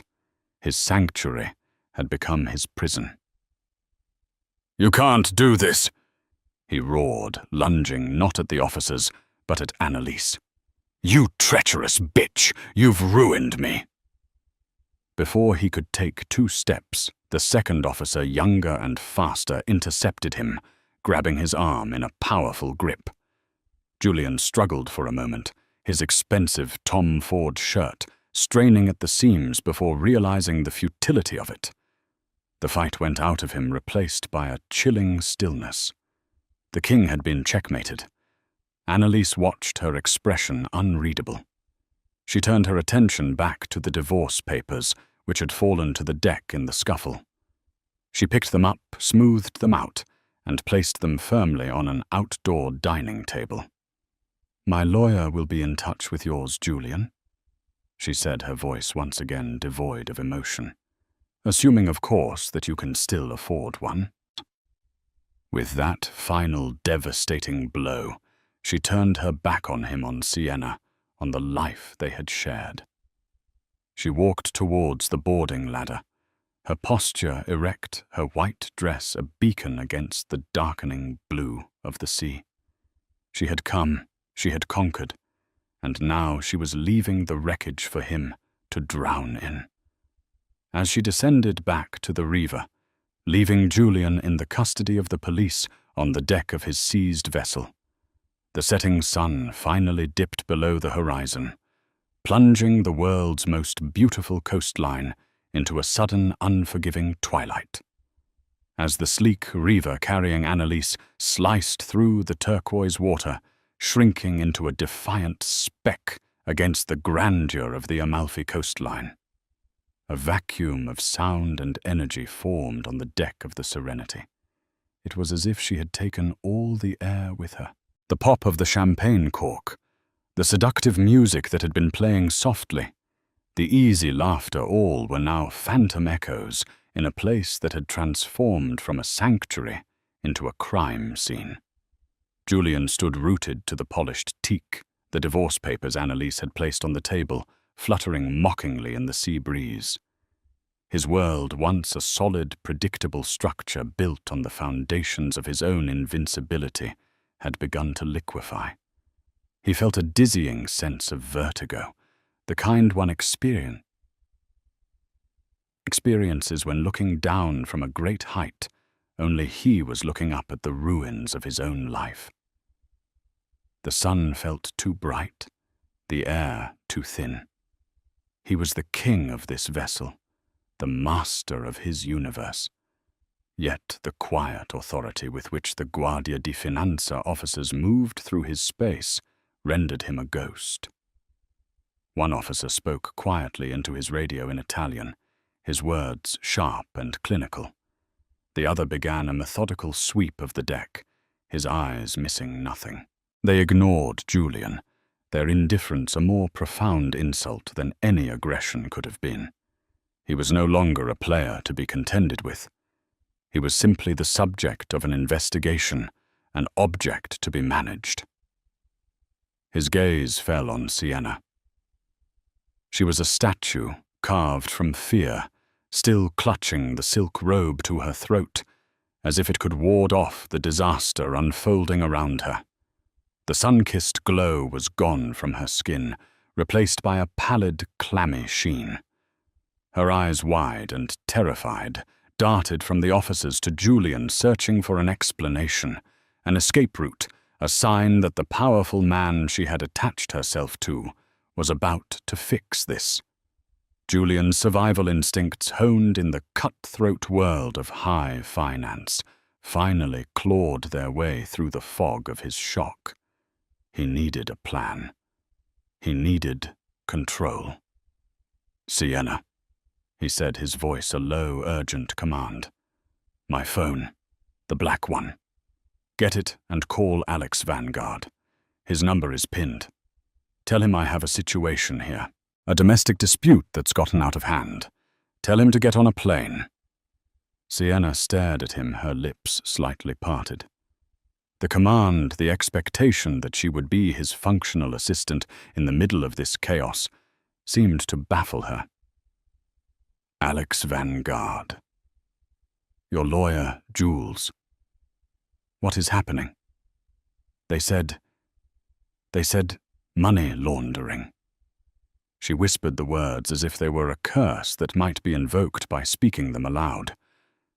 "It's nonsense," Julian snapped, his voice cracking with a rage born of pure terror. "It's my wife. She's unwell, unstable. It's a revenge fantasy. Alex will shut this down in a matter of hours. Now get the phone." But she didn't move. Her feet, clad in delicate golden sandals, seemed fused to the deck. The self-preservation instinct, far more potent than any loyalty to him, was screaming at her. A domestic dispute didn't come with federal police and warrants. Making that call felt like deliberately shackling herself to him. She wasn't just his girlfriend anymore. She'd be an accessory, a co-conspirator. My things are inside," she stammered, taking a half-step back. It was a retreat, and they both knew it. Julian's eyes narrowed into slits of cold fury. He saw the calculation in her terrified face the moment she mentally weighed the benefits of staying with him against the risks. He saw himself losing her, too. "Sienna," he warned, the word a low growl. "Don't you dare walk away from me." But his threats were empty. The power had shifted. He was no longer the protector, the benefactor. He was the liability. With a final frightened glance, she turned and fled into the cool, air-conditioned interior of the yacht, leaving him utterly alone with the silent judging officers. The origins of this perfectly executed demolition did not begin with a private investigator or a dramatic confrontation. It began almost a year prior in the sterile silence of their Fifth Avenue triplex. a home so vast and pristine, it felt more like a private museum than a place where people lived. Julian was away, supposedly, at a tech conference in Seattle. Annalise, unable to sleep, was paying bills online, a mundane chore that grounded her in the otherwise abstract reality of their immense wealth. And there it was, a single anomalous line item on a joint credit card statement he rarely used. A charge for over 5,000 euros, not from Seattle, but from the Hotel de Paris in Monte Carlo. It was for the Sweet Princess Grace, a room she knew was one of the most romantic and opulent in the world. It was a clumsy, arrogant mistake, the kind made by a man who had stopped bothering to cover his tracks with any real diligence. For another woman, it might have been the spark that lit a firestorm of tears and accusations. For Annalise, it was a key to a door she hadn't even realized was locked. Her father, a quiet, brilliant man who had spent 40 years as a forensic accountant, had taught her one fundamental truth. Everything leaves a trace. People lie, but numbers don't. Numbers tell a story. Her investigation began that night. Fueled by a cold, quiet dread, she went into Julian's magnificent home office, a room she rarely entered. It was his domain, a temple of dark wood, leather, and technology. She sat in his oversized chair, which still held the faint scent of his expensive cologne, and typed in a password she hadn't used in years, Archie 1998. The name of the golden retriever he'd had as a teenager. A sentimental detail he'd shared during their courtship, a piece of himself he'd long since forgotten giving her. The computer unlocked. For hours she navigated through folders of market analyses and corporate reports, a world she had always been content to leave to him. Then she found it. A partition on the hard drive, encrypted and disguised as family archives. Using a decryption key she'd found in a notebook in his desk drawer, the serial number of his first Porsche, another relic of a past he thought was buried. She opened the partition. It was like staring into the abyss. There, laid out in meticulously organized spreadsheets and ledgers, was Julian's real life. It was a second set of books that detailed not a business, but a shadow empire built on deceit. She saw the network of shell corporations with absurd, bland names like Global Asset Holdings and Triton Investment Group, registered in Panama, the Caymans, the British Virgin Islands. She saw the wire transfers coded as consulting fees and acquisitions that flowed into these entities and then disappeared. And she saw the art. Julian had always presented his collecting as a passion, a shared interest between them. But on these ledgers, the art was just another currency. He would buy a sculpture from a gallery in Geneva for $2 million, funneling the money through 3 shell companies, then have the same piece appraised a year later for $5 million, and borrow against it, creating clean cash from thin air. She found the file on the forged artist he'd invented, Marco Ricci. There were fake auction records, forged provenance documents. It was a breathtakingly audacious fraud. Then she found the folder labeled G&E, Gifts and Entertainment. It was a log of his infidelities, recorded with the cold precision of an accountant. Names, dates, cities, and amounts. A diamond necklace for a model in Milan. Rent paid on a condo for a starlet in LA. And the most recent entries, thousands of dollars spent on Sienna R, including first-class flights, designer clothes, and hotel suites. She was not the first. She was just the latest and most expensive. The woman who walked out of that office as the sun rose over Central Park was not the same one who had entered. The grief was a physical force, a crushing weight on her chest. Their marriage, their life, everything she believed in, was a sham. She cried for 3 days, a silent, hollowed-out weeping in a house that felt like a mausoleum. The turning point came on the 4th day. She was lying in bed, staring at the ceiling, when she felt a distinct fluttering kick from within her womb. It was a message from a future that had nothing to do with Julian's lies. It was her child, a real innocent life that deserved more than a legacy of crime and a father who was a phantom. In that moment, the grief didn't vanish, but it crystallized. It hardened into a diamond-sharp resolve. She would not be a victim. She would not take a settlement and disappear quietly. Tears wouldn't protect her child, but Julian's own money, legally and righteously seized, would. She would not just divorce him. She would dismantle him. She would build a firewall of truth around her child, and she would use the bricks of his own deceit to do it. Annalise became a woman possessed by a singular purpose. She used her own inheritance to hire a discreet forensic accounting firm in Zurich. On a secure video call, she presented her findings to 3 stone-faced Swiss accountants who were accustomed to dealing with the world's wealthiest criminals. They were stunned not just by the scale of the fraud, but by the meticulous, undeniable evidence the art historian wife had gathered. They confirmed her findings and helped her chart the labyrinthine flow of money. She learned the Serenity was his crown jewel, an undeclared asset worth over $100 million registered to a shell corporation in Malta. When she found out through a stray email that he was taking Sienna there, to the very symbol of his stolen wealth, she knew she had her stage. The poetic justice was too perfect to ignore. Through a top-tier Italian law firm, she presented her case file to the Guardia di Finanza. It was so complete, so irrefutable that they fast-tracked the warrant. Back in the present on the rocking deck of the yacht, chaos was erupting. Sienna, having failed to get any reassurance from Julian, had made a decision. She emerged from the interior, no longer in her bikini and robe, but dressed in jeans and a sweater. She clutched her oversized, expensive handbag like a life raft, her eyes wild with panic.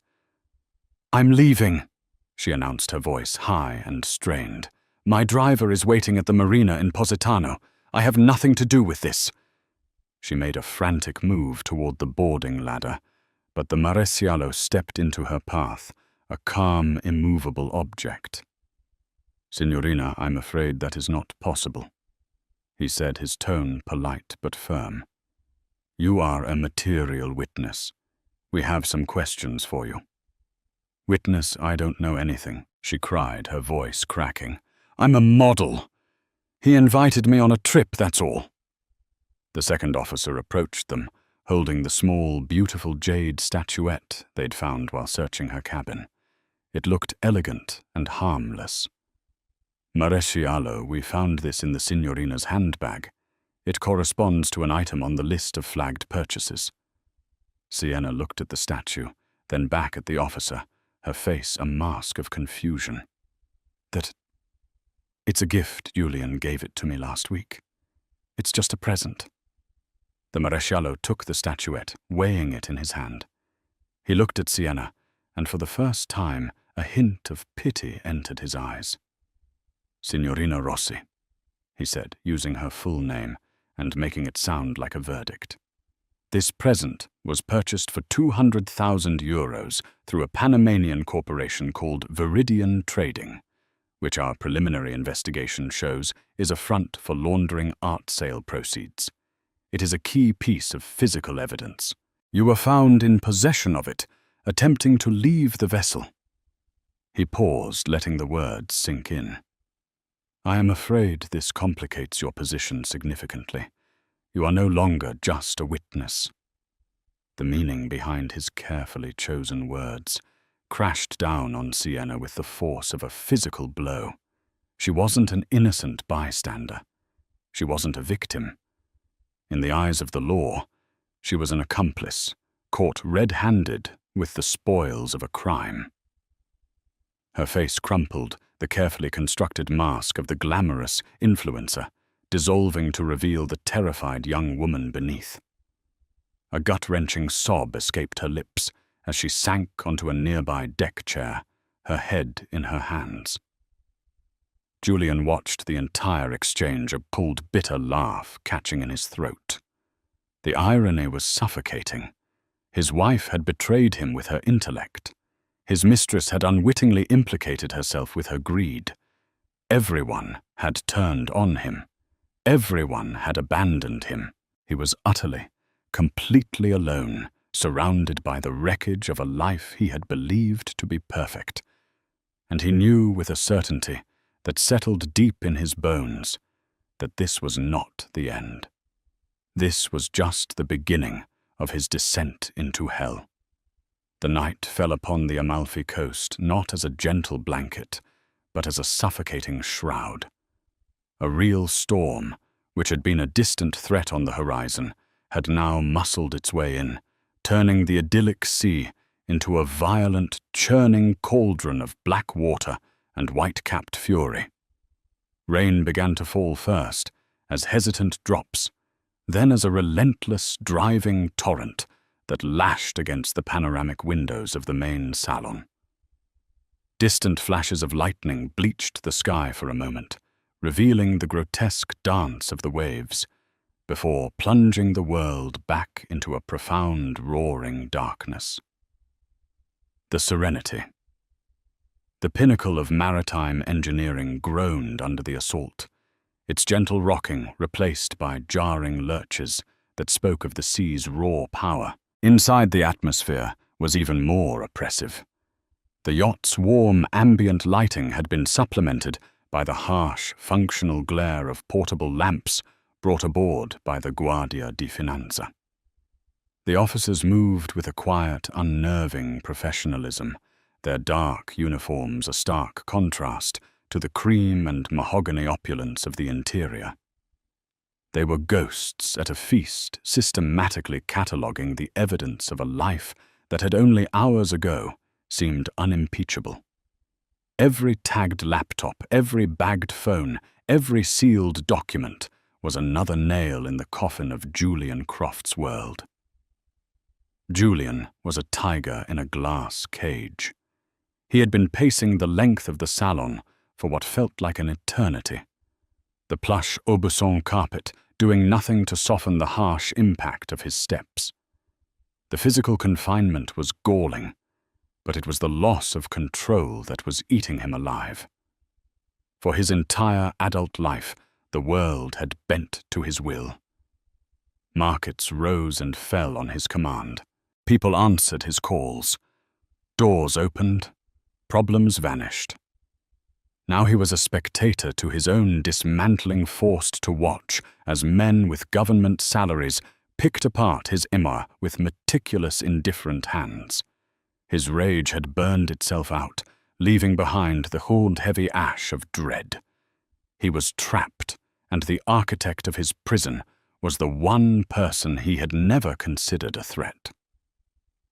In a guest cabin on the lower deck, Sienna was experiencing her own private hell. The questioning by the Maresciallo had been deceptively polite, yet utterly terrifying. He hadn't accused her of anything directly. He had simply asked questions. When did she meet Signor Croft? What was the nature of their relationship? Had she traveled with him before? Did she know his wife? Was she aware of his business dealings? And then the question about the gifts. He had laid out photos of the Cartier bracelet, the handbags, and finally the small jade statuette they had found in her purse. "This is a lovely piece, Signorina," the officer had said, his voice neutral. Signor Croft was very generous. "Do you know where he acquired it?" Sienna had just shaken her head, her throat tight with fear. The intricate web of shell corporations and laundered money the officer briefly alluded to was a language she didn't speak. She understood brands followers and flattering angles. She did not understand wire fraud or international asset tracing. She was a swimmer who had been happily paddling in the sunlit shallows only to be dragged into the crushing, lightless deep. The officer's final words before leaving her in the cabin echoed in her mind. "You will need to remain on the vessel.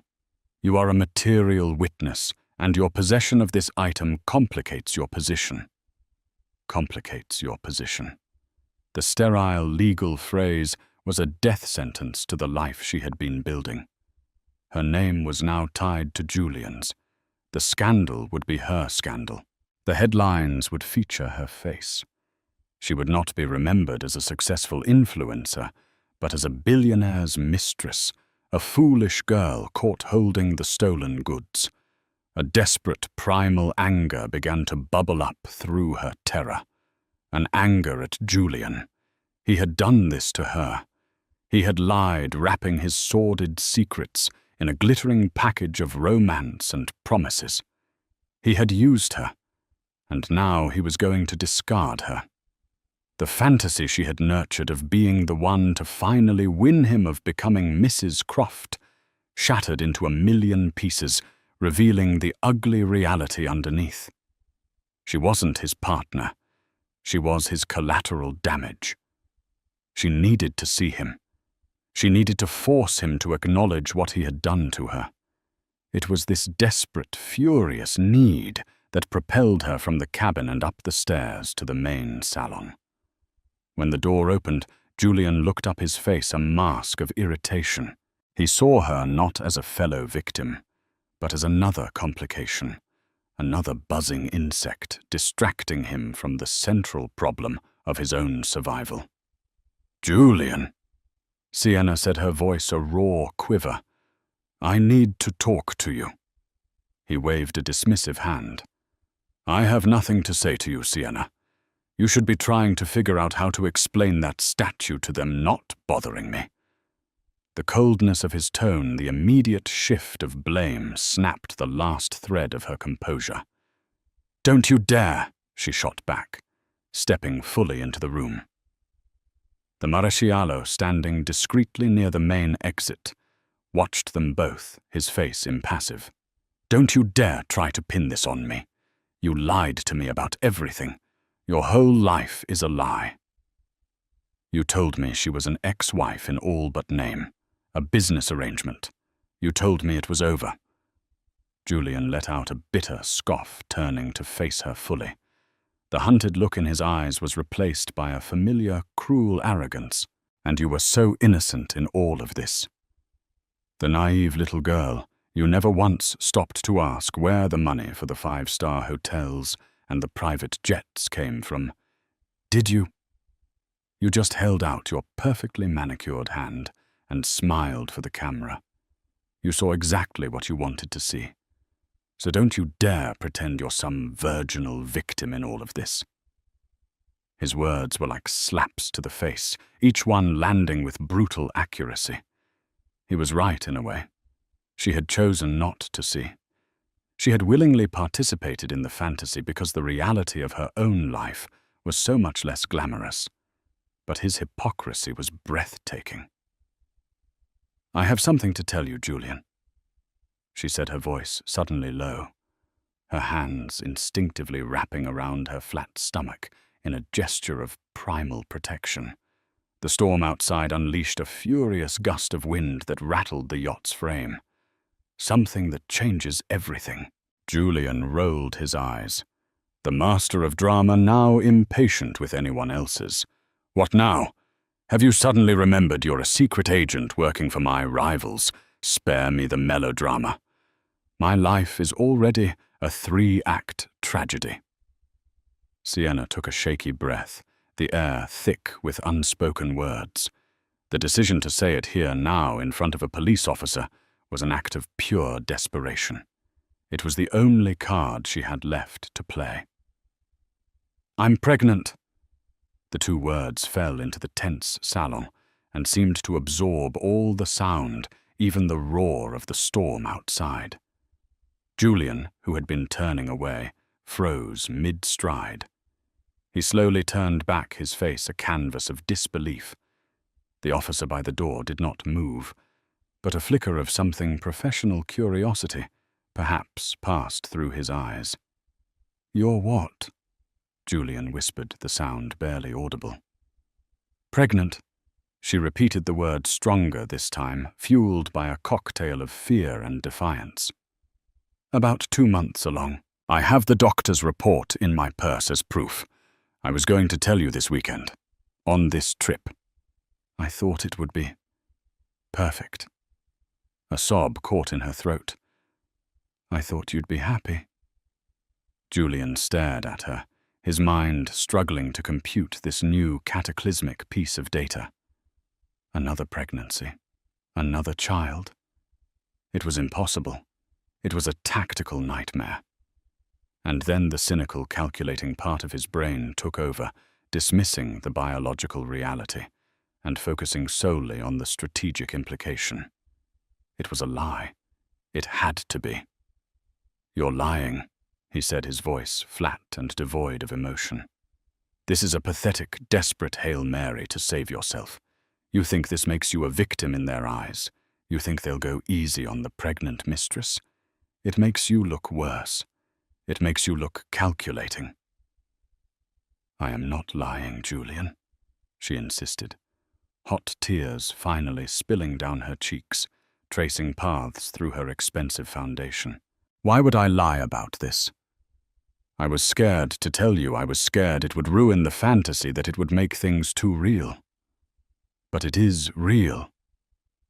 The Maresciallo finally stepped forward, his presence grounding the hysterical scene in sober reality. "Signorina, Signor Croft, this is not the time or the place." "No!" Sienna shrieked, whirling to face the officer. "He needs to hear this. He needs to understand what he has done. He dangles this perfect life in front of me. Promises me the world. He gets me pregnant. And now he wants to throw me away like I'm nothing, because his real wife finally caught up with his lies." Her accusation, raw and visceral, echoed in the salon. It was the ugly, unvarnished truth, stripped of all its charm and romance. Julian stared at her stomach, where a life he had unwittingly created was growing. The news didn't soften him. It didn't spark a flicker of responsibility or compassion. It hardened him. It was just another front in a war. He was losing another messy complication in Annalise's clean, elegant checkmate. He thought of Annalise carrying his heir, the child who would inherit a name he was in the process of destroying. And now Sienna carrying a child who would be born into scandal and shame. The symmetry was almost poetic in its cruelty. A short, sharp, ugly bark of a laugh escaped his lips. It was a sound completely devoid of humor.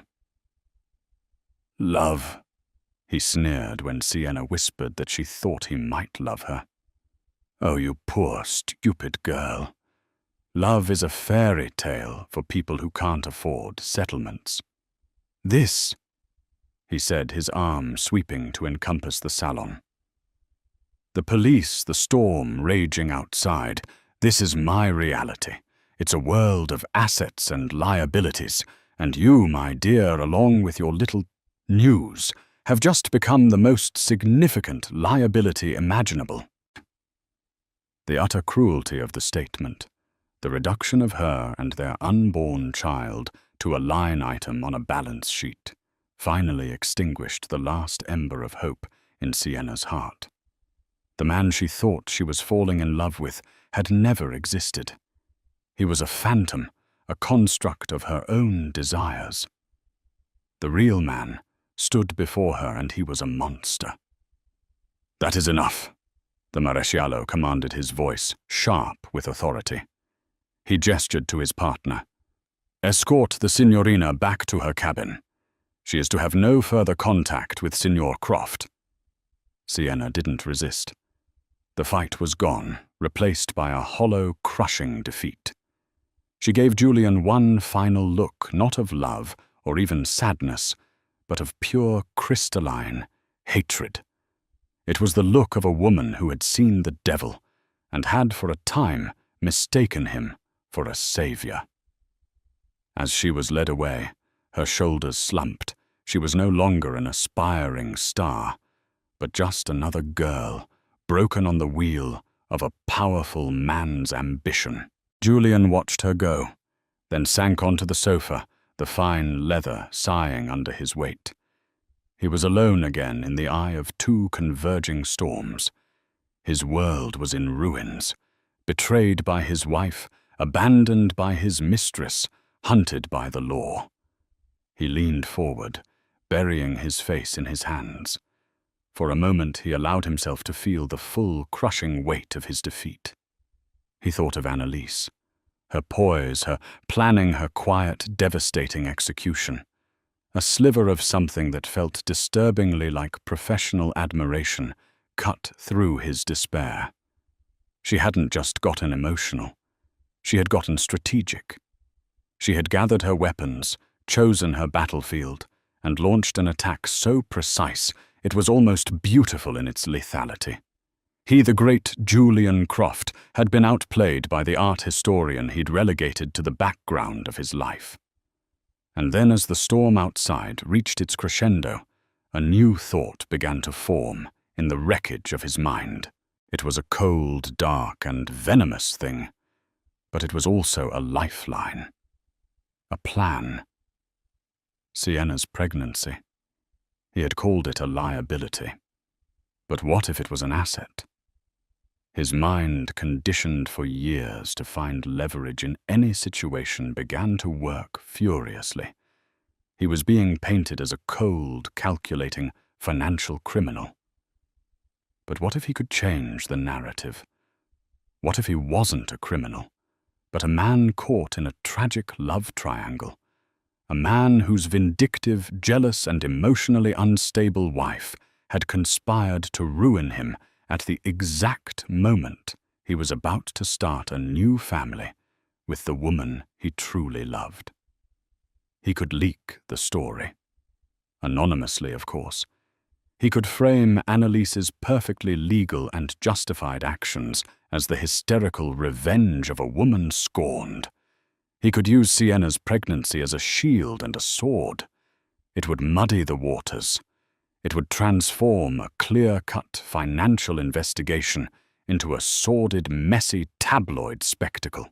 It would force Annalise to fight not just in a courtroom, but in the court of public opinion. It might not save him from prison, but it would wound her deeply. It would tarnish her victory and drag her immaculate reputation through the same gutter he now found himself in. A slow, twisted smile spread across Julian Croft's face. It was the first time he had smiled in hours, and it was a horrifying sight. He was cornered, beaten, and facing ruin. But he wasn't dead yet. He had lost his kingdom, his freedom, his fortune. But he had one thing left: his capacity for cruelty. If he was going down, he would burn the whole world to the ground, and he would make sure Annalise was standing in the center of the blaze. The war, he realized with a jolt of adrenaline, was not over. It had just entered a new, far more vicious phase. So the stage is set for an explosive fallout. A powerful man brought to his knees a wife who became a warrior, and a mistress caught in a crossfire she never anticipated. This was the day the bill for a life of lies came due. But is this the end, or just the beginning of a new, dirtier war? What happens when the legal teams descend and the story hits the tabloids? Can Annalise protect her child and her hard-won freedom, or will Julian's desperation drag her back into the mud with him? If you were captivated by this story of high-stakes drama and intricate revenge, let us know in the comments below. Who do you think will ultimately win this war? Drop a justice for Annalise if you're on her side. Your engagement helps us create more stories like this. Don't forget to hit that like button, share this video with someone who loves a good story, and most importantly, subscribe and turn on notifications so you don't miss the next chapter of an epic tale.